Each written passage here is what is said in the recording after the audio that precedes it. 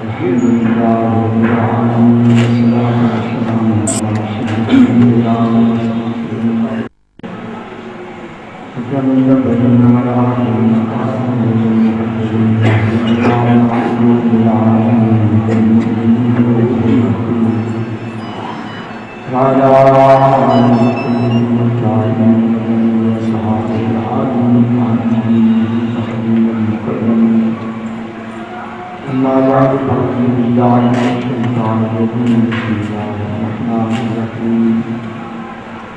إن أول بيت وضع للناس الذي ببكة مباركا وهدى للعالمين فيه آيات بينات مقام إبراهيم ومن دخله كان آمنا ولله على الناس حج البيت والاستطاعة إليه سبيلا ومن كفر فإن الله غني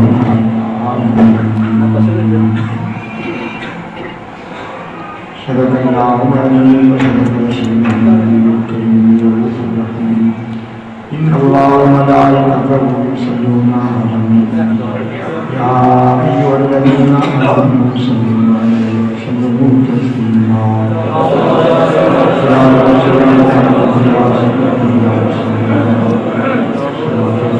عليك يا رسول الله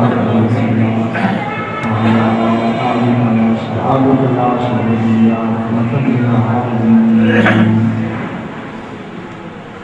گزشتہ جمعہ اسی آیت کریمہ کی روشنی میں ذکر ہو رہا تھا ان اول بیت وضع للناس الذی ببکۃ، پوری انسانیت کے لیے پہلا گھر جو عبادت گاہ کے طور پر بنایا گیا وہ مکہ میں ہے۔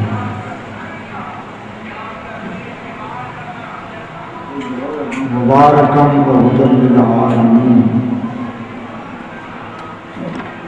اس گھر کی پہلی شان یہ ہے کہ یہ بہت برکتیں دیا گیا ہے۔ برکت میں نے عرض کی تھی کہ ایک چیز اپنے ظاہری وجود کے لحاظ سے محدود نظر آتی ہے، لیکن مبارک ہوتی ہے کہ جس کے منافع، جس کے فوائد بہت کثیر ہیں۔ نزلنا من السماء ماء مبارکا، کہ ہم نے آسمان سے برکت دیا ہوا پانی اتارا۔ تو پانی بارش تو ایک دفعہ اترتی ہے، لیکن اس سے دیکھیں کہ مردہ زمین زندہ ہوتی ہے، غلہ اگتا ہے، ترکاریاں نکلتی ہیں، درخت آتے ہیں،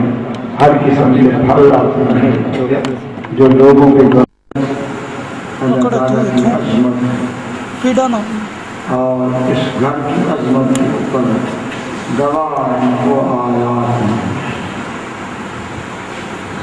ان آیات بینات کا عمومی ذکر کر کے بنا مقام ابراہیم، خاص طور پر اس میں وہ پتھر ہے جس پر حضرت ابراہیم علیہ السلام کھڑے ہو کر پانی رکھا۔ سی پی یو نہ لو ویڈیو نہیں تار چھڑا ابراہیم علیہ السلام چٹی چٹی چٹی سی پی یو نہ لو، سی پی یو نہ من دخلہ کان آمنا،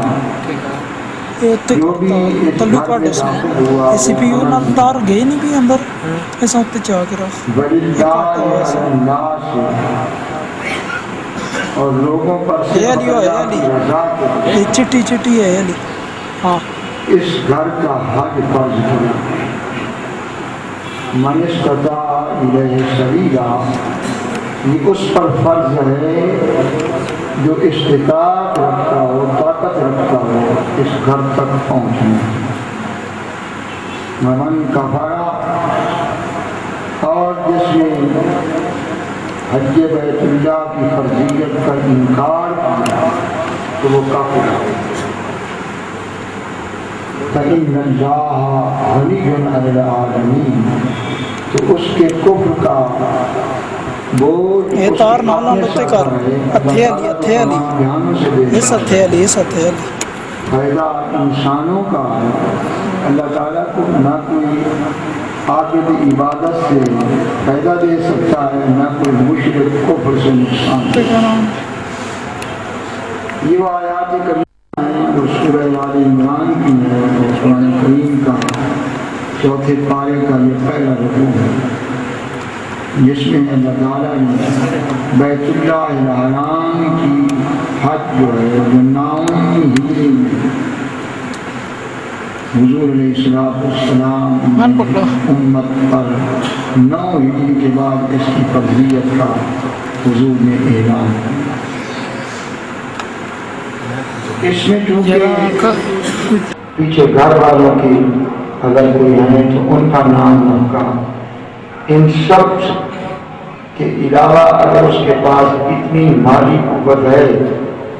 کہ وہ اس سفر جانے اور آنے کا برداشت کر سکتا ہے تو اس پر اس گھر کا حج فرض۔ اور سرکار اکرم صلی اللہ تعالیٰ علیہ وسلم فرماتے اس کی فرضیت کے متعلق بھی حضور نے ارشاد فرمایا، اور قرآن کریم نے واضح کہہ دیا کہ ومن کفر فإن اللہ غنی عن العالمین، جو یہ کہے کہ یہ حجیہ ہے، کہیں ایک مکان کے ارد چکر لگا رہے ہیں، کہیں 7 دفعہ پہاڑیوں پر آگے پیچھے دوڑ رہے ہیں، کہیں ایک ستون ہے مٹی کا جس کو سارے پتھر مار رہے ہیں، کہیں عرفات کا میدان ہے وہاں سے اکٹھے ہو رہے ہیں، تو عقل انسانی کو آگے ہے سمجھنے کے لیے کہ جس کی اتنی شان بیان کی گئی ہے اس میں براہ راست کیا ہی بدل کی چیز رکھی ہوئی ہے۔ تو ضروری نہیں کہ ہر چیز انسان کے عقل میں آ جائے، عقل کو اللہ کے حکم پر قربان کرنا یہ ایمان والوں کی شان ہے۔ تو اس لیے من کفر فإن اللہ غنی عن العالمین، جو حج بیت اللہ کی فرضیت کا انکار کرتا کہ یہ رکن اسلامی نہیں ہے، یہ فرض نہیں ہے، تو وہ کافر ہے۔ اور فرمایا کہ اس کے کفر کا وبال اس کی اپنی ذات پر ہے، اللہ تعالیٰ تو تمام جہانوں سے غنی ہے، کوئی یہ نہ کرے کہ وہ حاجی بن کر خدا پر احسان کر رہا ہے، بلکہ اللہ کا کرم ہے کہ اس گندگی سے نکال کر اسے پاکیزگی کا لباس عطا فرمایا۔ حضور علیہ السلام ارشاد فرماتے ہیں حدیث پاک کے اندر کہ جس شخص پر حج فرض ہوا اور مردن یکن لہو مرضن حادث اور سلطان جائے اور اس کے لیے کوئی رکاوٹ نہیں تھا، رستہ بھی محفوظ تھا، رستے کی بھی رکاوٹ نہیں تھی، بدنی لحاظ سے بھی وہ اس قابل تھا کہ حج پہ آئے،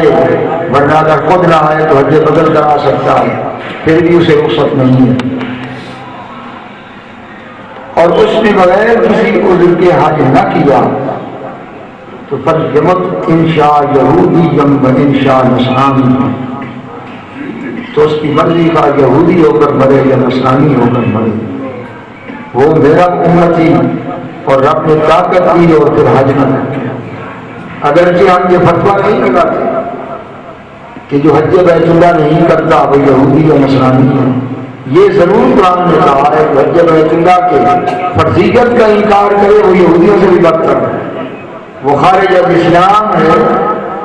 جو اس گھر کے حج کا انکار کرے، البتہ اگر کسی پہ حج فرض ہے، اس نے سستی کی یا جان بوجھ کر حج نہ کیا اور اس حال میں مر گیا تو یہ سخت وعید ہے اس کے لیے۔ ہم اس کو کفر تو نہیں کہتے کہ وہ کافر تو وہ ہوتا ہے کہ جو اپنی زبان سے کفر کا کلمہ کہہ کے اسلام سے خارج ہے، ورنہ کوئی دنیا میں گناہ کبیرہ ایسا نہیں جو کلمہ طیب پڑھنے والے کو ایمان سے کفر کی طرف دے جائے، مگر وہی سخت فرمایا۔ اور خطرہ ہے کہ اگر سستی کی تو کہیں ایسا نہ ہو کہ اس کا ایمان ضائع ہو اور نور ایمان سے معروم ہو اور اس کا خاتمہ خراب ہو۔ تو اس لیے اس قسم کے فرمان یہ تنبیہ ہوتے ہیں کہ اپنے ایمان کی حفاظت کریں۔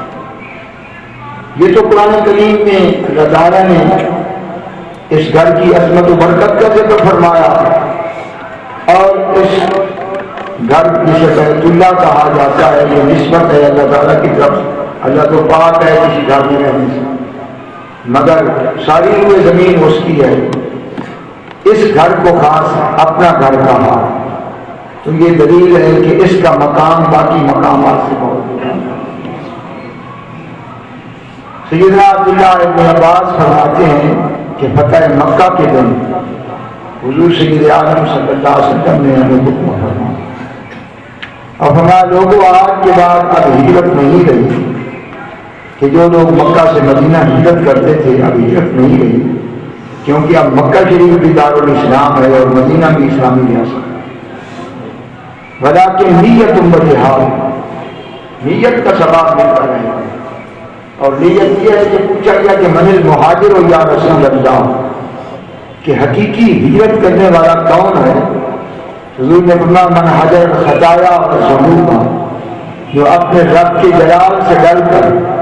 گناہوں سے اور غلطیوں سے ہجرت کر جائے وہ حقیقی مہاجر ہے. ایک ہجرت تو یہ ہے کہ ایک وطن کو چھوڑ کر دوسرے وطن کی طرف جانا، یہ ظاہری ہجرت ہے جس میں اہل مکہ نے مدینہ کی طرف ہجرت کی. اور فرمایا کہ حقیقی ہجرت یہ ہے کہ گناہوں اور غلطیوں سے ہجرت کر جانا اپنے رب کی رضا کے لیے. اور فرمایا کہ من المجاہد، حقیقی مجاہد کون ہے؟ تو سرکار نے فرمایا مجاہد من جاہد نفسہ فی طاعت اللہ. مجاہد فقط وہ نہیں کہ جو میدان جہاد میں چند ایام کے لیے جہاد کرتا ہے، بلکہ اس سے بڑھ کر مقام اس مجاہد کا ہے جو اپنی پوری زندگی شبانہ روز کو اللہ تعالیٰ کی فرما برداری کے اندر لگا، وہ مجاہد. تو فرمایا کہ ولیکن نیت بجہاد، اب مکہ فتح ہو گیا، ہجرت تو نہ رہی، نیت کا ثواب ملے گا اور جہاد قیامت تک میری امت پر رہے گا. اس جہاد کو کوئی جور و ظاہر بلا اجر و اجر ہے. اگر کوئی ظالم سے ظالم بادشاہ آ جائے اور وہ تمہیں جہاد کے لیے کہے تو اس کے جھنڈے کے نیچے بھی تم نے جہاد کرنا ہے.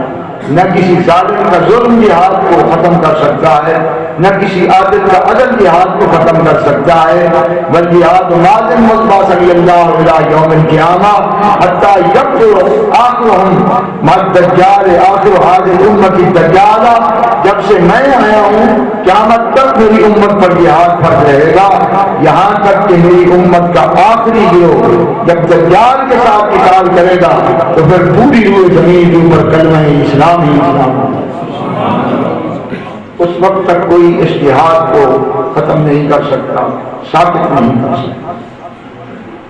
اور اس کے بعد ارشاد فرمایا کہ لوگوں میری بات کو سنو کہ ان اللہ حرم هذا البلد منذ خلق السماوات والارض وهو حرام بحرمت اللہ الى یوم القیامہ. اللہ تعالیٰ نے جس دن سے زمین و آسمان کو تخلیق کیا ہے تو یہ شہر جس شہر مکہ میں آج کھڑا ہوں اس دن سے اللہ تعالیٰ نے پوری زمین و آسمان میں سے اس شہر مکہ کو سب سے زیادہ عزت والا بنایا. وَهُوَ حَرَامٌ بِحُرْمَتِ اللَّهِ إِلَى يَوْمِ الْقِيَامَةِ. اور قیامت کے دن تک یہ اسی طرح عزت والا ہے جس طرح ابتدائے خلق زمین و آسمان سے پہلے اللہ نے اسے محترم کیا اور عزت والا کیا. اور وَلَمْ يُحَلَّ الْجِبَالُ فِي لِأَحَدٍ مِّن قَبْلِهِ. اور حضرت آدم سے لے کر مجھ تک کسی نبی کے لیے اور کسی نبی کی امت کے لیے اللہ تعالیٰ نے اس شہر مبارک کے اندر قتل و قتال کو حلال نہیں کیا. کوئی اس کی حدود میں جنگ نہیں کر سکتا، نہ ہی کسی قاتل کو قتل کر سکتا. یہ کسی کے لیے اس میں قتال حلال نہیں ہوا. اور وَلَمْ يُحَلَّ لِي إِلَّا سَاعَةً مِّن نَّهَارٍ. اور صرف میرے لیے یہ جو فتح مکہ کا دن تھا اس دن کے لیے میرے اللہ نے زور سے پہلے تک صرف مجھے رخصت دی تھی کہ اگر آپ اپنے ہاتھ سے چاہیں اور آپ کے غلام چاہیں تو میرے حرم میں آپ کو اجازت ہے کہ آپ چاہیں. تو میرے علاوہ آج تک کسی نبی کو اس کی اجازت نہیں، اس لیے میں نے مکہ کو فتح کیا ہے وہ حکم الہی، کیونکہ اس کی اجازت میرے رب نے کہ محبوب آپ کے لیے اور آپ کے غلاموں کے لیے دن کے اگلے حصے میں اس حرم اور حدود حرم کے اندر قتال کریں، اور پھر جب یہ وقت گزر گیا اور منشاء الہی سے حرم کو میں نے پاک کر دیا اور بتوں سے صاف کر دیا، فَهُوَ حَرَامٌ بِحُرْمَتِ اللَّهِ إِلَىٰ يَوْمِ الْقِيَامَةِ، اس کی وہی حرمت لوٹ کر آ گئی ہے اور اب قیامت تک اسی طرح اس کی حرمت ہے۔ تو آج کے بعد حرم اور حدود حرم کے اندر میری امت میں سے بھی کسی کو اجازت نہیں کہ وہ اس کے اندر کتاب ہے، بلکہ فرمایا کہ یاد رکھو یہ صرف انسانوں کو امن نہیں دیتا کہ مجرم اور قاتل قصاص سے مر جائیں، اس میں بچ آ جائیں، ان کو قتل نہیں کیا جائے گا۔ یہ اس قدر امن والا ہے کہ یا لا یوقد شوکتھا، اگر کوئی کانٹے دار جھاڑی ہے جو حرم کی حدود میں اگ آئی ہے اور گزرتے ہوئے لوگوں کو تکلیف دیتی ہے تو خبردار اس جھاڑی کی کسی ٹہنی کو نہ کاٹنا، کیونکہ یہ حرم کی حدود میں کھڑی ہے۔ اس نے مٹی کو امن میں کر دیا اور اس مٹی کے اوپر اگنے والی جھاڑیاں اور کانٹے دار درخت جو ہیں وہ بھی امن میں ہیں۔ لا یوقد شوکتھا، تو ٹہنی رہی، اس کے کسی کانٹے کو بھی نہیں توڑ سکتے، اگر کانٹے کو بھی توڑے گا اس کے اوپر اس کی سزا آیا۔ ولا ينفر صيدها، اور حرم کی حدود صرف یہ نہیں کہ مکہ کی بات نہیں ہے، حدود حرم کی بات ہے، اور اس حرم کی حدود کے اندر شکار حرام ہے، بلکہ اگر بیٹھے ہوئے شکار کو کسی نے ایسے بھی کر دیا بھگانے کے لیے تو فرمایا وہ بھی مجرم ہوگا۔ یہ اس قدر امن والا ہے کہ شکار والے جانوروں کو یہاں ڈرانا بھی حرام ہے۔ اور میں نے سن 85 کے اندر میں نے یہ جو پاکستان ہاؤس تھا اس کے سامنے ایک جنگلی خرگوش کو بڑے آرام سے کرتے ہوئے جو ایک پہاڑی سے اتر کر آیا تھا، اور میں نے اسے دیکھ کر کہا کہ یہ تصدیق ہو گئی، اس خرگوش کو بھی پتا ہے کہ یہاں نہ کوئی مجھے شکار کر سکتا ہے نہ مجھے کوئی بنا سکتا ہے۔ تو سرکار نے لا ينفر صيدها کہ اس کے حدود میں شکار کو شکار رہا، شکار کو جانور کو بھگانا بھی نہیں گئے، اور ولا يلتقط النقطة الا من عرفها، اور اس حدود میں اگر کسی کی کوئی چیز گری پڑی ہے تو پڑی رہے، کسی کو حلال نہیں کہ اسے اٹھائے، کوئی نہیں اٹھا سکتا الا من عرفها۔ ہاں اگر کوئی کسی کا بھائی ساتھ ہے، کوئی رشتہ دار ہے، کوئی دوست ہے، وہ پہچانتا ہے کہ یہ گری ہوئی چیز میرے بھائی کی ہے، میرے ساتھ جو آئی ہے وہ میں اس کی ہے یا دوست کی ہے، تو اگر اس کو تصدیق ہے، وہ پہچانتا ہے تو وہ اٹھا سکتا ہے، ورنہ کسی اور کو اجازت نہیں کہ یہاں پڑی ہوئی کسی چیز کو اٹھائے، نہیں اس کی بڑا اور یاد کرو فرمایا کہ تم حدود حرم میں اگنے والی گھاس کو بھی کاٹ نہیں سکتے، یہاں کی گھاس کو بھی نہیں کاٹ سکتے ہو کہ حرم نے ان کو اپنے دامن میں پناہ دے رکھی، یہاں جو جانور ہے وہ بھی پناہ میں ہے، یہاں درخت بھی پناہ میں ہیں، کانٹے دار جھاڑیاں بھی پناہ میں ہیں، یہاں گھاس کو بھی کوئی کاٹ نہیں سکتا۔ تو یہ حرم کی شان ہے کہ جو بھی مخلوق اس میں آ جائے وہ اس کو امن میں لے رہی ہے، تو ان کو امن میں کیوں نہیں لے گا کہ جو اس کے گھر کا طواف کر رہے ہیں۔ تو سیدنا عباس حضور کے چچا تھے، انہوں نے سمجھا کہ معاملہ تو الٹ گیا، یہ جو حضور نے گھاس فرمائی ہے تو اس کو تو کاٹ کر ہم چھت بناتے ہی تھے، اس گھر گھاس کی مکئی جو بڑے لمبے کر دیے ہوتے اور جب وہ پک جاتی تھی اسی کو کاٹ کر اہل عرب اپنی چھتیں بناتے تھے، جس طرح یہاں کچے مکانوں کی چھتیں کانے سے بنائی جاتی تھی، تو عرب شریف مکے شریف میں کوئی پکا گھر نہیں تھا اس کا، تو وہ اپنی جھونپڑیاں گھر اس گھاس کو ڈال کر اس کوٹ دے کے اس سے چھت بناتے تھے۔ تو حضرت عباس کا ایمان تھا کہ شریعت تو خدا کے معبود کی زبان ہے، اللہ تعالیٰ نے اس معبود کو تمام احکام سونپ دیے ہیں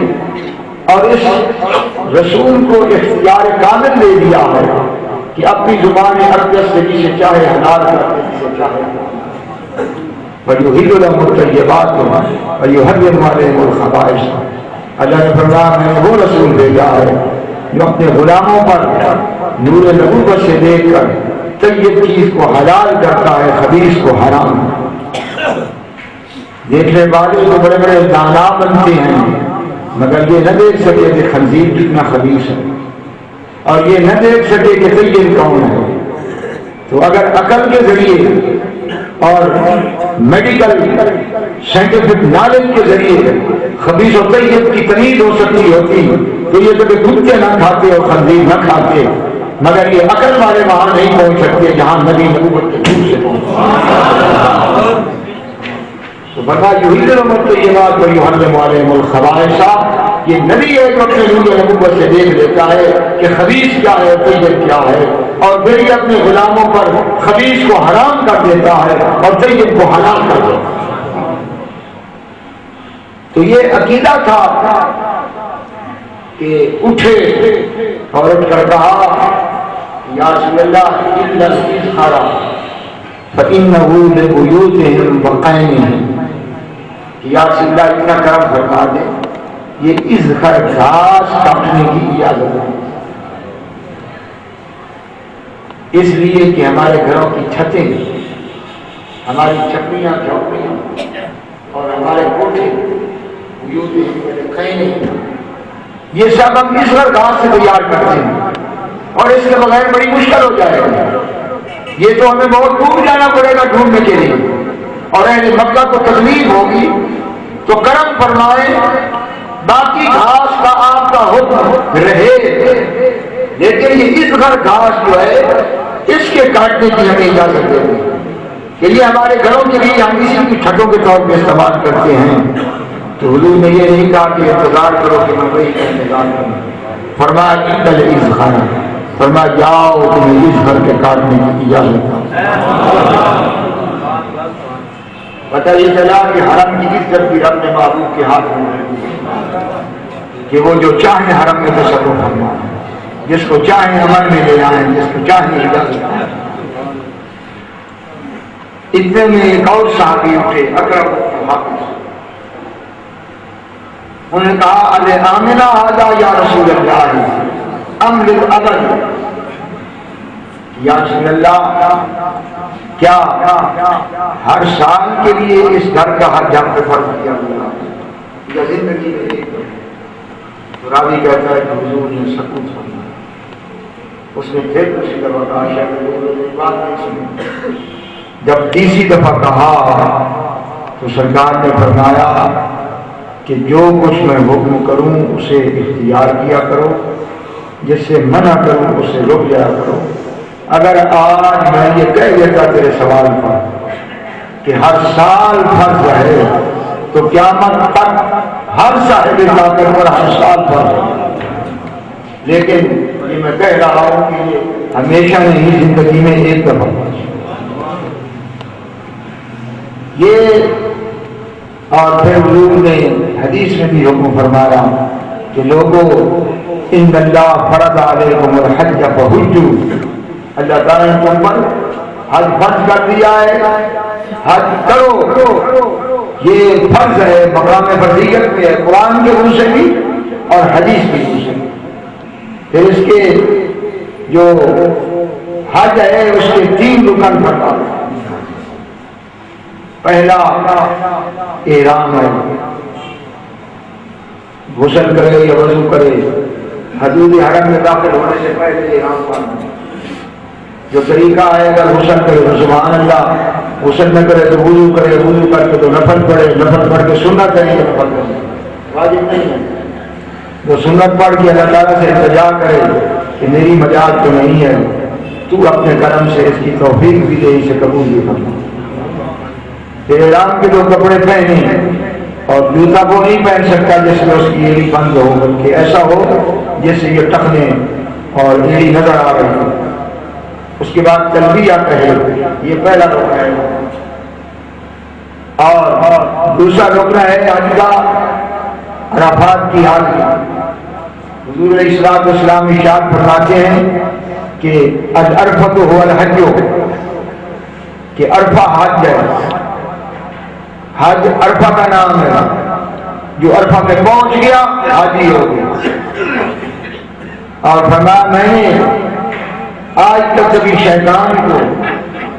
اتنا چھوٹا ہوتے ہوئے، اتنا پیٹتے ہوئے اور اتنا پریشان ہوتے ہوئے نہیں دیکھا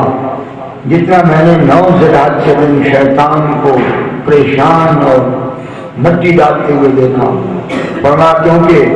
جو آئے تھے احرام باندھ کر ان پر جو رب کی رحمت برس رہی تھی، اسے دیکھ کر شیطان کی پریشانی کی انتہا ہوئی. اور اللہ کریم اپنے فرشتوں سے مخاطب کر کے فرما رہا تھا کہ فرشتوں دیکھو یہ میرے بندے کہاں سے آئے ہیں، کفن پہن کے آئے ہیں، سب کچھ پیچھے چھوڑ کے آئے ہیں، سفر طے کر کے آئے ہیں اور ان سہولتوں کو برداشت کر کے آج کہہ رہے ہیں لبیک اللہم لبیک لا شریک لک لبیک ان الحمد والنعمت لک والملک لک لا شریک لک لبیک. فرمایا دیکھو یہ آج ایک ہی لباس میں ہیں،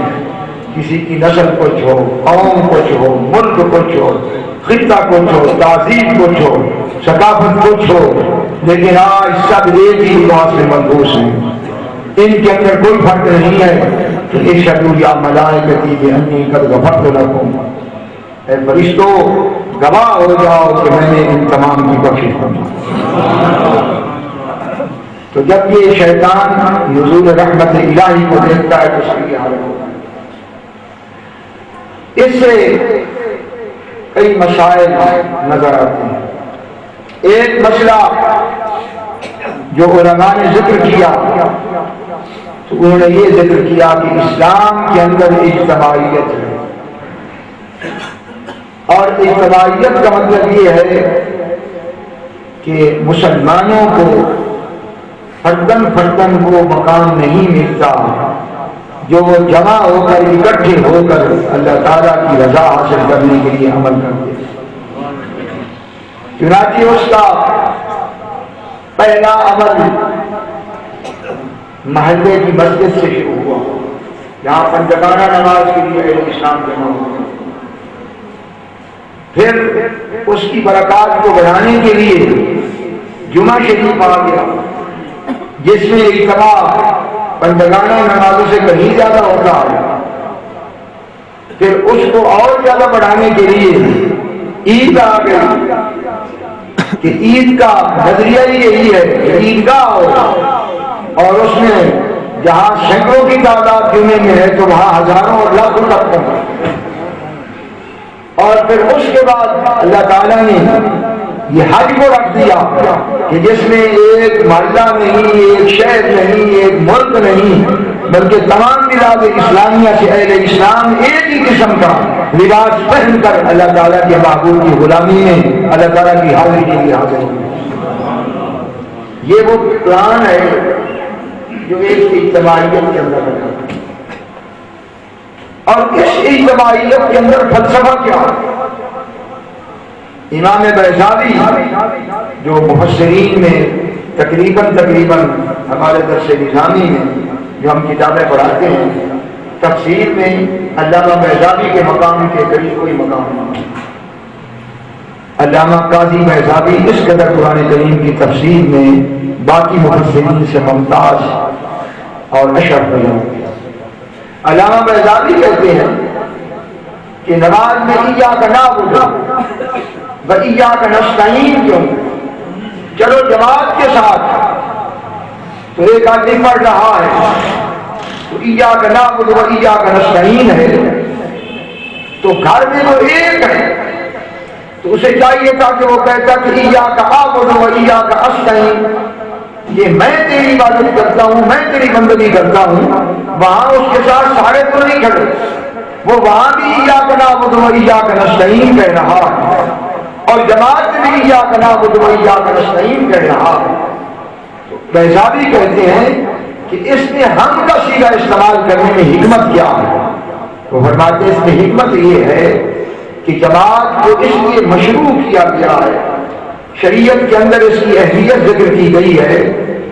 کہ جب اتنے لوگ نماز میں جمع ہوتے ہیں تو وہ یہ کہتا ہے کہ اے اللہ میں تو گنہگار ہوں، میری عبادت اس قابل بھی ہے کہ نہیں کہ تیرے دربار میں قبول ہو، تو ادرک عبادت ہو بھی عبادت الصالحین. وہ کہتا ہے میری عبادت کو بھی اپنے نیک بندوں کی عبادت کے ساتھ لپیٹ لے، ان کی تو نے قبول کرنی ہے تو ان کے تو ہے میری بھی قبول فرما.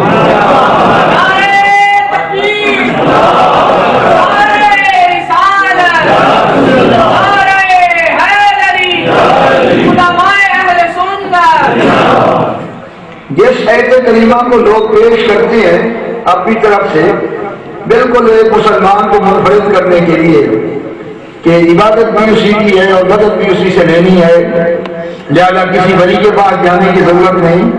کسی نبی کے پاس جانے کی ضرورت نہیں، البتہ تمہیں مصیبت آئے تو امریکہ چودھری کو ضرور عرض کر دینا کہ تمہاری مدد کے لیے تشریف لے آئے، مگر کسی ولی اور نبی سے نہ مدد مانگو ورنہ مشرک ہو جاؤ. اور اگر امریکہ تمہارے گھر بیٹھ کر روٹی بھی کھائے اور تمہارا فنڈ بھی کھائے تو تمہاری توحید میں خلل نہیں آئے گا، لیکن یا رسول اللہ کہنے سے تم بے ایمان ہو جائے. اور وہی اس آیت کو پڑھ کر درس دے رہے ہیں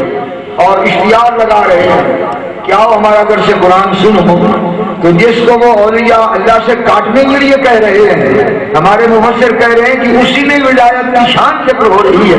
کہ ہماری تو مجال نہیں کہ ہماری عبادت کا کیا مقام ہے کہ تیرے دربار میں قبول ہو، ہم تو جمع ہو کر کھڑے ہیں اور جتنے تیرے پہلے سارے ہی گزر چکے ہیں ان سب کی عبادت کے ساتھ اپنی عبادت لپیٹ رہے ہیں، جیسے ان کی قبول کی ہے ان کے تو خیر ہماری بھی قبول کی ہے. اور معبود الہی الخواجہ نظام الدین اولیاء رحمۃ اللہ علیہ آپ فوائد الفوائد میں اپنے ملفوظات میں فرماتے ہیں کہ ایک اللہ کا نیک بندہ جو صاحب نظر اور صاحب فراست تھا وہ گزرا تو اس نے دیکھا کہ 40 بندے بیٹھے ہیں اور ان میں سے 39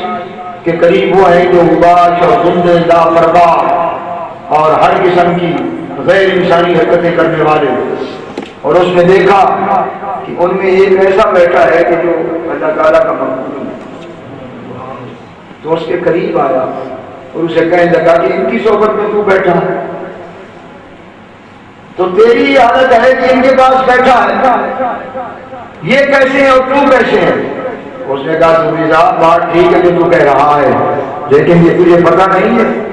کہ حضور کی امت کے 40 جہاں بھی جمع ہوں گے ان میں ایک مقبول خدا ہوگا.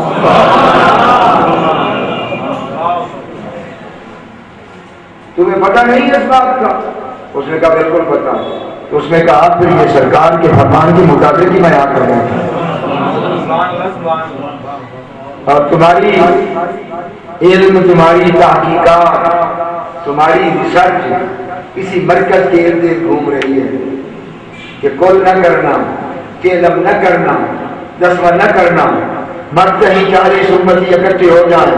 اور ان میں کسی ایک مقبول کا ہاتھ اٹھ جائے تو وہ بخشا نہیں. اسلام کی روح کو تم کیا سمجھے؟ کیلم کا اجتماع بھی حرام کہ بدعت، 6 روزہ کل بھی بدعت، 11ویں بھی بدعت، 12ویں بھی بدعت، اور خود کہتے ہیں کہ حج کے بعد سب سے بڑا اجتماع ہمارا ہے. تو کوئی اور اجتماع 200 بندے جمع ہو کر ذکر مصطفیٰ کریں تو بدعت ہو گئے، اور تم 35 لاکھ کا نعرہ لگاؤ تو یہ سنت ہو گئی۔ یہ ہے جاہلوں کی بات، انہیں شریعت سے کچھ پتہ نہیں ہے۔ اسلام لوگوں کو قریب لاتا ہے، اور ان کی پوری کوشش یہ ہے کہ یہ ساری چیزیں مٹا دی جائیں۔ نہ کوئی مسلمان کسی کے کل پہ اکٹھا ہو، نہ اس کی بخشش کے لیے کوئی جیل پہ اکٹھا ہو، نہ اس کے دسویں پہ اکٹھا ہو، نہ مسلمان کسی میلاد کے جلسے پہ اکٹھے ہوں۔ اور خدا کا محبوب یہ کہہ رہا ہے کہ جماعت میں آؤ، جماعت میں آؤ، کہ ید اللہ علی الجماعت، جہاں میری امت کا اجتماع ہوگا وہاں رب کا ہاتھ ہوگا ان کو۔ ہم قریب لاتے ہیں تو پکڑنے کی کوشش کرو، اور تمہیں یہی نظر آ جائے کہ یار بھی نہ کرو، بار بھی نہ کرو، ادھر اور کون سے کام ہیں جو اچھے ہو رہے ہیں، اتنے دین کے اندر تم دیندار ہو تو جو برائیاں ہو رہی ہیں ان پہ فتوے لگاؤ۔ لیکن قومی ترانہ پڑا جاتا ہے کسی مولوی کی رنگ نہیں پھٹکی کہ فتویٰ لگائے کہ ایک کپڑا ہے جس کے سامنے ہاتھ باندھ کر کھڑے ہو، اور بات سب زمین شاد بات، وزیر بھی پڑھ رہا ہے، سفیر بھی پڑھ رہا ہے، اس کپڑے کی عزت کے لیے تو ہر پوزیشن میں کھڑے ہو کر ترانہ پڑتا ہے، نہ کہ وہ پانی کی رنگ پھڑکی، نہ کسی اہل حدیث کے ملا کی رنگ پھڑکی، نہ کسی اور جماعت اسلامی کے مفتی کی رنگ پھڑکی کہ کہے کہ یہ بدعت ہے، اور جس نبی پر رب نے سلام کا حکم دیا ہے، جس کی عزت کا حکم دیا ہے، اس پر سلام کے فتوے ہیں تمہارے۔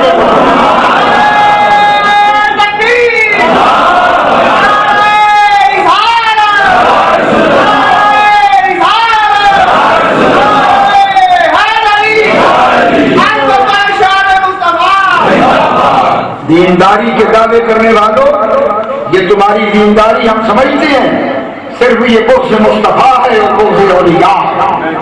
جو تم سے ظاہر ہو رہا ہے،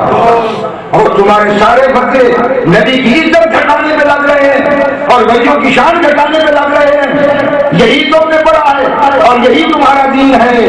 حضور فرماتے ہیں 40 میرے امتی جہاں ہوں گے ان میں ایک مقبول ہوگا۔ بتاؤ جس کل کے اوپر 1000 سے زیادہ بندے کے ہاتھ اٹھ جائیں گے تو وہ رب اس شخص کو نہیں بخشے گا جن میں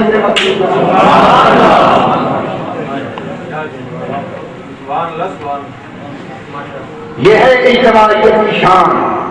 حضرت فضیل بن عیاض کہتے ہیں جو حرمین شریف میں مثالی زندگی عابد رہے، خواجگان چشت کے سلطان اور سیدنا ابراہیم پیغمبر بھی جن کے متعلق اخبار الاخیار میں ہے کہ جب وصال ہونے لگا تو رب نے جنت سجا کر سامنے کام دیا تو انہوں نے منہ پھیر دیا، جب جنت ادھر سے آ انہوں نے دیکھی ادھر منہ پھیر دیا، اور کئی دفعہ جنت دائیں بائیں سجا کر پیش کی گئی تو آپ نے رو کر کہا امکان حاضہ عجیب فقط بجیات و ایامی، اے میرے اللہ اگر میں عبادت مخلوق کے لیے کرتا رہا کہ میری بندگی کی جزا یہی جنت ہے تو میں نے تو زندگی ضائع کر دی، میں تو جنت کے لیے عبادت نہیں کرتا رہا، میں تو تیرے لیے کرتا رہا، مجھے جنت کی طلب نہیں ہے۔ تو پردے ہٹا کر تجلیات الہی کا مشاہدہ ہوا اور اس حال میں فضیل بن عیاض اس دنیا سے گزرے۔ یہ وہ ہستی ہے۔ تو آپ فرماتے ہیں کہ میں نے حج کیا اور مسجد خیف میں میں لیٹا آرام کرنے کے لیے تو 2 بندے آ گئے ساتھ میں، ایک نے کہا کتنے لوگوں نے حج کیا تو میں نے کہا 6 لاکھ نے حج کیا۔ اس دوسرے نے میں سن رہا ہوں کہ 6 لاکھ نے حج کیا تو اس نے کہا کتنے کا قبول ہوا؟ اس نے کہا صرف 6 کا قبول ہوا۔ تو اس نے کہا باقی؟ اس نے کہا باقی کا تو مجھے پتا نہیں۔ وہ چلے گئے تو آپ فرماتے میں اٹھ کر روتا ہوں کہ ان 6 میں تو کہیں آ ہی نہیں سکتا، میری کیا شمار و قطار ہے، وہ زمانہ تو وہ زمانہ تھا نا، تو 6 میں کیسے آ سکتا؟ میں سارا دن اللہ تعالیٰ کے سامنے اشبار رہا، روتا رہا، رات کو سویا تو پھر وہی رو رہا، پھر یہی سما کتنے نے حج کیا؟ اس نے کہا 6 لاکھ نے۔ کتنے کا قبول ہوا؟ اس نے کہا 6 کا قبول ہوا۔ اس نے کہا تو یہ باقی جو کہہ رہے تھے لبیک لبیک ان کا کیا ہوا؟ جو کفن پہن کر آئے تھے اس نے کہا اللہ نے ایک کو کہا لاکھ کی تو سفارش کر دے، ایک ایک نے 1 لاکھ کا حج قبول کر دیا، 6 کے صدقے 6 لاکھ کا قبول۔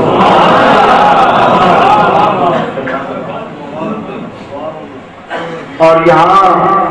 یہی بات ہو رہا ہے، ادھر نہ جانا ایمان جاتا رہے کہ شاید کہیں کوئی اللہ کا ولی ہو اور اس کی دعا سے سارے ہی بخشے جائیں۔ سید عبدالوہاب شعرانی طبقات کبریٰ میں لکھتے ہیں، جن کا میں تعارف کراتا رہا ہوں، کہ آپ فرماتے ہیں 900 ہجری میں پیدا ہوئے کہ مجھے پوری بخاری حدیث کی کتاب خود حضور نے سبکن ساری بیداری میں پڑھائی۔ یہ مقام ہے علامہ شعرانی۔ علامہ شعرانی کہتے ہیں قیامت تک یہ حضور کی شان ہے، لجپالی ہے سرکار کہ جو بھی جمع ہو کر نبی پاک کی تعریف کرتا ہے تو حضور اپنی قبر انور سے کان لگا کر اس کی گفتگو کو سنتے ہیں کہ سرکار فرماتے ہیں کہ اسماء اہل المحبت معارف کہ جو مجھ سے محبت کرنے والے ہیں میں ان کی گفتگو کو سنتا بھی ہوں اور میں ان کے چہروں کو دیکھ کر سب کو پہچانتا بھی ہوں۔ ویسے یہ حدیثوں میں صاف ہے، یہ میں نے کل طالب علموں کو حدیث پڑھا کہ خرج علینا رسول اللہ صلی اللہ علیہ وسلم،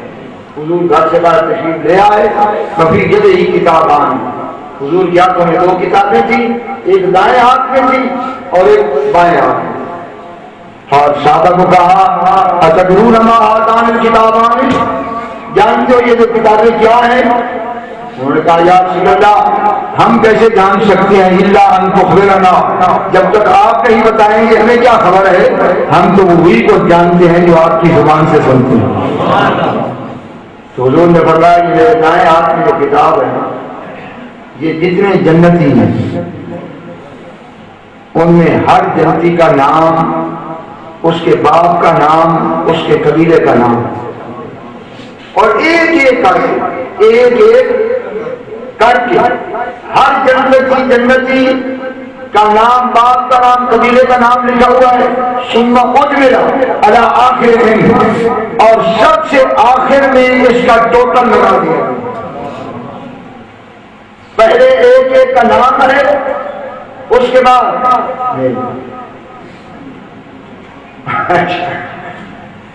فرمایا ایک ایک کا نام ہے، اس کا نام، اس کے باپ کا یہ نام ہے، اس کے قبیلے کا یہ نام ہے، اور ایک ایک کا نام مرد اور عورت جو بھی اہل جنت ہیں، لا ينقص من هذا ولا يزيد، فرمایا نہ اس میں کمی ہو سکتی ہے نہ اس میں زیادتی ہو سکتی ہے، بغیر کمی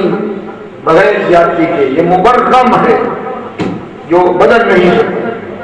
یہ سب ہے، اور آخر میں سب کا ٹوٹل لگا ہوا ہے، اور مجھے ایک ایک کا نام بھی جانتا ہوں، باپ کو بھی جانتا ہوں، قبیلے کو بھی جانتا ہوں۔ خاموشی کرنے والا فرمایا یہ دوسری کتاب، اس میں اہل جہنم کے نام ہیں، ان کے باپ کے نام ہیں، ان کے قبیلے کے نام ہیں، وہ سب لکھے ہوئے ہیں، آخر میں ٹوٹل لگا دیا گیا ہے کہ یہ ہے اہل جہنم جن کی یہ تعداد ہے، یہ ہے اہل جنت جن کی یہ تعداد ہے۔ تو حضور نے فرمایا کہ تمہارا رب جو کچھ تم دیکھ رہے ہو اس سے فارغ ہو چکا، فریق فی الجنت و فریق فی السعیر، ایک گروہ جنت میں جائے گا، ایک گروہ دوزخ میں جائے گا۔ پھر ایسے کتابیں کی تو کتابیں اٹھا کر اللہ تعالیٰ نے آسمان میں کر دی۔ تو اب بتاؤ آپ کو کہہ سکتا ہے کہ حضور کو پتہ نہیں، اور اس شخص کی یہ حالت پہ ماتم کرنا جو بڑا مفسر بنتا کہ جو کہتا ہے کہ حضور کو خود پتہ نہیں تھا کہ میرا انجام کیا، اور اسی کی تفسیر سب سے زیادہ پڑھ رہے ہیں، اور پڑھنے والے اتنے اندھے ہیں کہ انہیں ناموس مصطفیٰ کی فکر نہیں ہے، اپنے مولوی کی عزت بچانے کی فکر ہے، کیونکہ اس کے بغیر پھر تنظیم کیسے چل سکتی؟ تو کہتے ہیں ہمیں کہ یہ پیر پرست ہیں، ہم کہاں پیر پرست ہیں، ہم تو اس پیر کو بھی اپنے پاؤں کی ٹھوکر کو اٹھا کر ادھر پھینک دیتے ہیں، جو تھوڑی سی بھی نبی پاک کی عزت کے اندر کوئی بات کرے، ہم تو اہل سنت کسی شخصیت کو کچھ بھی نہیں سمجھتے. ہمارا تو عقیدہ یہ ہے کہ سچ آنکھاں پہ ربی شان آنکھاں شان کو شانہ ساتھ. ہمارے نزدیک کسی مولوی پیر کا مقام نہیں ہے. ہمارے نزدیک ذات وہ ہے جو اس کی عزت کرے گا، محبت کرے گا، ہم اس کے پاؤں چھوئیں گے. اور جس کی زبان سے کوئی ایسی بات نکلی تو ہم نہیں سمجھ گے کہ علامہ ہے، فہامہ ہے، شیخ الحدیث ہے، ہم اسے ٹھوکر کے اٹھا کے ادھر پھینک دیتے ہیں. ہمیں کہتے ہو پیر پرست ہو، ہم پیر پرست ہیں یا تم پیر پرست ہیں کہ جو گندگیاں تمہارے بڑوں نے کی ہیں ان کا دفاع کر رہے ہو، یار کی عزت کا دفاع نہیں کرتے اور باتیں ہمیں کہتی ہو. تو کیا اس ذات اقدس کو خبر نہیں ہے جس نے تمام جنتیوں کا بھی بتا دیا، تمام دوستیوں کا بھی بتا دیا؟ تو اور کون ہوگا کہ جس کا یہ علم ہوگا؟ اتنا اللہ تعالیٰ نے اس محبوب کو علم بخشا. تو فرماتے ہیں علامہ شاہرانی کہ حضور پہچانتے بھی ہیں. اور قرطبی نے یہ حدیث روایت کی ہے کہ کوئی بھی ایسا امتی نہیں کہ صبح و شام جس کے اعمال حضور سید عالم کے سامنے پیش ہر صبح کے عمل حضور کے پاس پیش ہوتے ہیں، ہر شام کے اعمال پیش ہوتے ہیں. فیعرف النبی صلی اللہ علیہ وسلم، اور وہ فرماتے ہیں کہ باپ اپنے بیٹے کو اتنا نہیں پہچانتا جتنا پیشانی کے خطوط سے حضور سید عالم ہر غلام کو پہچانتا ہے.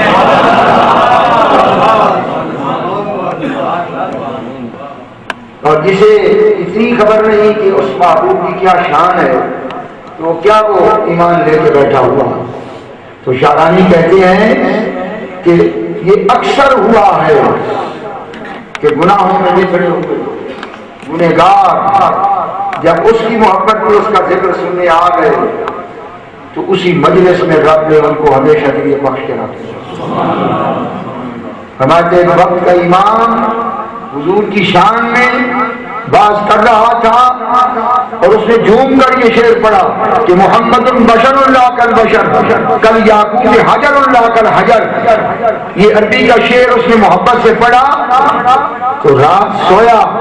تو سرکار نے فرمایا کہ تو وہاں جھوم رہا تھا، میں قبر انور میں سن کر جھوم رہا. میں نے اللہ تعالیٰ سے تجھے بھی بخشوا دیا، میں نے اللہ تعالیٰ سے تجھے بھی بخشوا دیا ہے اور تیرے مجلس واعظ میں جتنے جمع سے سب کو بخشوا دیا. حضرت احسان کہتے ہیں لہو ہمم لا منتہا لجبالہ، کہ حضور کی جو ہمتیں ہیں بڑی ہمتوں کی تو حد ہی نہیں. لا منتہا لجبالہ کہ بڑی ہمتوں کی تو انتہا ہی نہیں. ہمت الصغریٰ اجل من الداعی، ادنا ہمت حضور کی یہ ہے کہ 14 صدیوں کا پردہ اٹھا کر کے غلام کو چاہے اسے اپنا دیدار کا زمانے کو پلٹ کے رکھ دینا، یہ حضور کی ادنا ہمت ہے. اور جنت تو حضور کے غلاموں کی شان ہے کہ اللہ تعالیٰ نے ان کو کہا ہے اولئک الوارثون الذین یرثون الفردوس ھم فیہا خالدون. 18ویں پارے کا پہلا رکوع ہے کہ جو میرے محبوب کے غلام ہیں میں نے تو جنت دے ہی ان کی وراثت میں دی. ھم الوارثون الذین یرثون الفردوس ھم فیہا خالدون. اور حدیث پاک میں ہے کہ یوسف کو اہل النار عمل وزن ہو چکے، فیصلہ ہو گیا کہ یہ جنتی ہیں، یہ دوسری ہیں، دوسریوں کی قطاریں علیحدہ ہو گئی، جنتوں کی صفیں علیحدہ مرتب ہو گئی. تو فیمر ہو گئے رجل من اہل الجنت، تو جنتیوں میں سے ایک شخص کا گزر ہوا دوسریوں کی. تو ایک بندے نے پہچان لیا کہ یہ جنتی آ رہا ہے، یہ تو وہ ہے. وہ اپنی سب سے آگے آیا، اس نے کہا اما انا الذی صنعت لک وضوءا، کیا میں وہ شخص نہیں جس نے زندگی میں تجھے وضو کرایا تھا؟ تو اس نے کہا بالکل. تو اس نے کہا پھر دیکھ میں کس حال میں اور تم کس حال میں. اس کی اور کوئی نیکی نہیں تھی. یہ یاد ہے کلمہ تھا اس کے پاس اور کوئی نیکی نہیں تھی. کہیں اس نے اس کو بے وضو کرا دیا تھا, پانی ڈھا کر دیا اور وضو کرا دیا. تو اس نے کہا دیکھ تو کس حال میں ہے اور میں کس حال میں ہوں. تو وہی اس جنتی نے کھڑے ہو کر کہ اے اللہ اس نے تو تیرے لیے مجھے وضو کا پانی دیا, اب میری شفاعت قبول کر, میں کس منہ سے جنت میں جاؤں اگر یہ دو لڑکی. اتنے میں ایک اور بھی آ گیا. اس نے کہا موج ہے. اس نے کہا اما الذی سقیتک شربۃ من ماء, اور کمال ہو گیا. پھر کیا میں نے تجھے پانی کا گلاس نہیں پلایا تھا؟ اس نے کہا بالکل پلایا تھا. تو اس نے کہا مجھے دیکھو اپنی حالت کو دیکھو. تو اس نے کہا اللہ اس نے بھی مجھے پانی پلایا تھا, ایک گلاس پانی پلایا تھا, اور دیکھ مہربانی فرما تیری شفاعت اس کے حق میں قبول فرما. سرکار فرماتے ہیں رب نے اس کی شفاعت کو قبول کیا, اور جو دونوں جہنمیوں کے شفتے کھڑے تھے ان کو نکال کر اہل جنت میں ڈال دیا. سزائیں بھی نہیں دی کہ دو تک میں سزائیں کھا کر باہر آئے, بغیر سزا کے ان کو جنت میں داخل کر دیا. حالانکہ وہ اہل جہنم میں سے تھے. تو جو ولی کو ایک دفعہ وضو بنا دے یا پانی پلا دے وہ جہنم سے نکل کر جنت میں آ رہا ہے. جو ہمیشہ زیارت کرے اور اس کی محبت کے ساتھ پیش آئے تو کیسے گوارا ہوگا کہ وہ جنت میں جائے اور اس کے لیے جانے والا. مولوی صاحب ہے کہ انہوں نے تبلیغی نصاب لکھا ہے. ابھی تو پچھلے آنے والوں نے مہربانی کی کہ بلوغ شریف کا فضیلت اس کتاب سے ہی نکال دی. اور مجھے ایک سید صاحب نے کہا کہ میں حج پہ گیا تو وہ مولوی صاحب جنہوں نے یہ کتاب لکھی ہے نا فضائل اعمال, تو مولوی زکریا صاحب ان کا نام ہے. وہ بندہ اچھا تھا, آخر میں اللہ تعالیٰ نے اس پر کرم کیا اور وہ سب کچھ چھوڑ کر مدینہ شریف پہنچا. اور پچھلی زندگی وہ ساری زندگی حضور کے قدموں میں صبح آتا تھا, شام تک حضور شریف. اور اللہ تعالیٰ نے اس پہ کرم کیا کہ وہ جنت البقیع میں دفن ہو. تو ایک سید صاحب نے مجھے, اور اس بات میں جو فضائل درود ایک بات انہوں نے لکھا ہے, کتاب ہے جو انہوں نے اب اس حساب سے نکال دیا. اس میں اس شخص نے الصلاۃ والسلام علیک یا رسول اللہ کے بہت سے واقعات لکھا کہ یہ جو پڑھنے والے تھے ان پر حضور نے کیا انعام و احسان کیا. یہ بن گئے مصیبت ان کے لیے کہ ہماری عید ہوتا ہمارے سر میں بج رہا.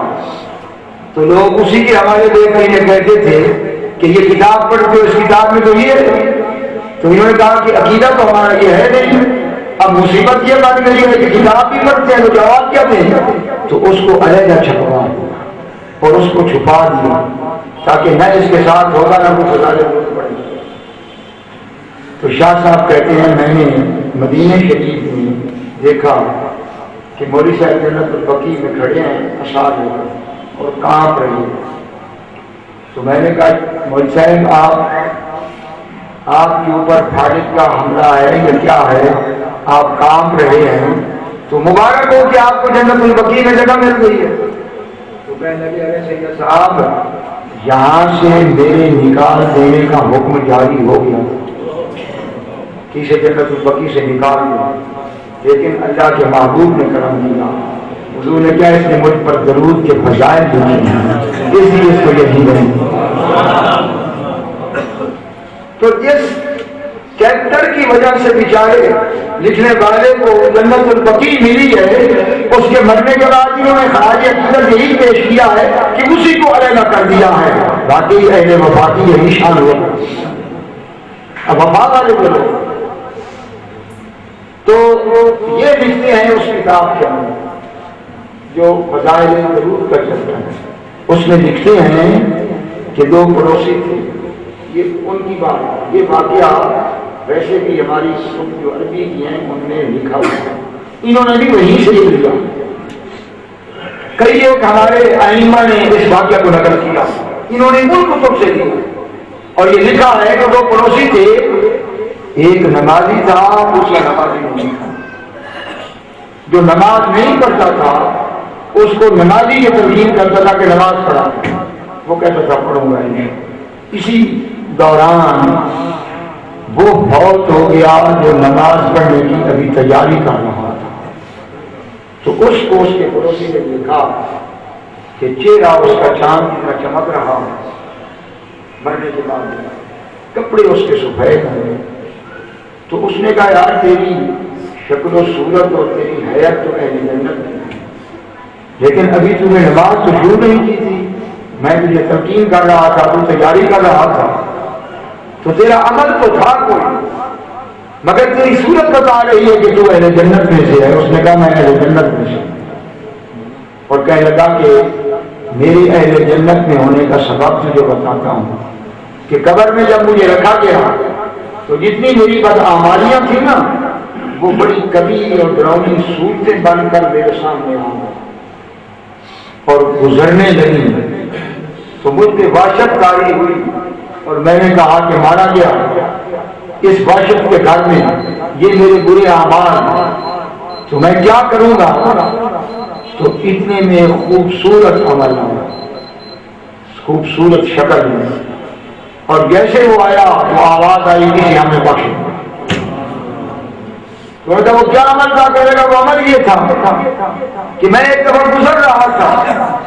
تو ایک مجلس سے بات ہو رہی تھی، تو میں نے کہا چلو 2 منٹ میں بھی آدمی دے دیتا ہوں، میں اس مجلس سے بات میں آ گیا، تو جب میں پہنچا اور بیٹھا تو واحد یہ کہہ رہا تھا کہ جو حضور کا نام سن کر صلی اللہ علیہ وسلم کہے اس پر رب کی 10 رحمتیں نازل ہوتی ہیں، تو میں نے اختیار میری زبان سے ہوں صلی اللہ علیہ وسلم نکل گیا اور مجھے کہہ کر پوری جماعت نے اونچی آواز سے صلی اللہ علیہ وسلم کہہ دیا۔ اللہ نے کہا یہ تو نے ہمارے محبوب کی محبت میں کیا تھا، کیا ہم نے تیرے سارے گناہ معاف۔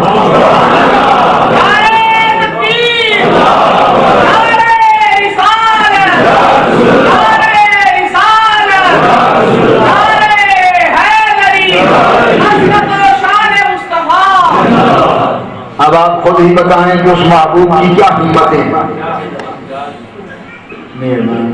میں نے اپنے شیخ کی زبان سے سنا، حضور کی سیاد نے فرمایا، آپ نے فرمایا کہ مجھے امید یہ ہے اس محبوب کی شان محبوبیت کہ جس شخص نے زندگی میں ایک دفعہ بھی محبت سے حضور کی ذات پر درود و سلام پڑھا ہے تو حضور کو گوارا نہیں ہوگا قیامت کے دن کی وجہ سے